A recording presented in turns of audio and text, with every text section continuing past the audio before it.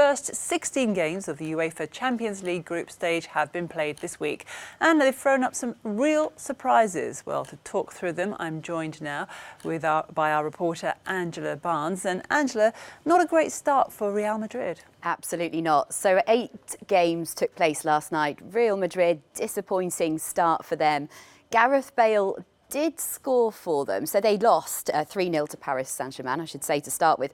But Gareth Bale did score for them, but that goal was ruled out after a VAR decision due to a handball. So speaking after the match, we heard from Real Madrid's coach Zinedine Zidane, and he had this to say. They were superior to us in everything, in the game, in the midfield, but what especially hurts me is that they were superior in intensity. In this level of the competition, it's complicated if you don't have the same intensity. We started well in the beginning, but they were superior, especially in the midfield. So not a happy Zidane there, but it was a case of no Neymar, no Mbappe, no problem for Paris Saint-Germain, who 2 key players out put on a fantastic display, and Angel Di Maria excellent as well, and he received a lot of praise too from his coach, who had this to say at that same press conference. Today he was exceptional in his quality to finish the attack with his left foot.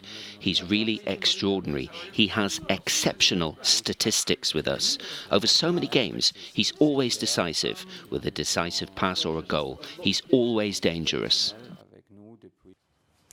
Well, that win puts Paris Saint-Germain at the top of Group A, which is a very impressive start to the campaign. But of course, Real Madrid not very happy with that result.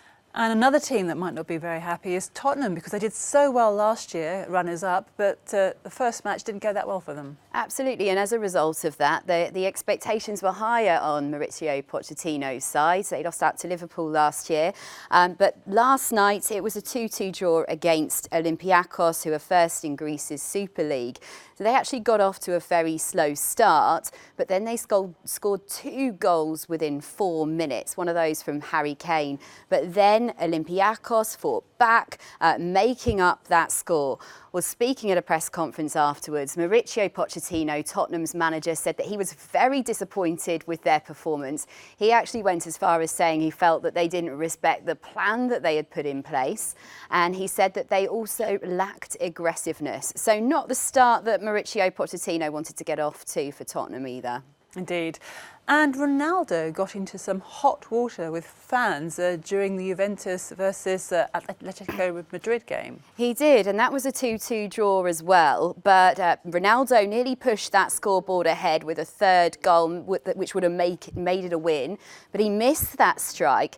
And just after it, he turned to the fans, the Atletico Madrid fans, because they were playing in their stadium.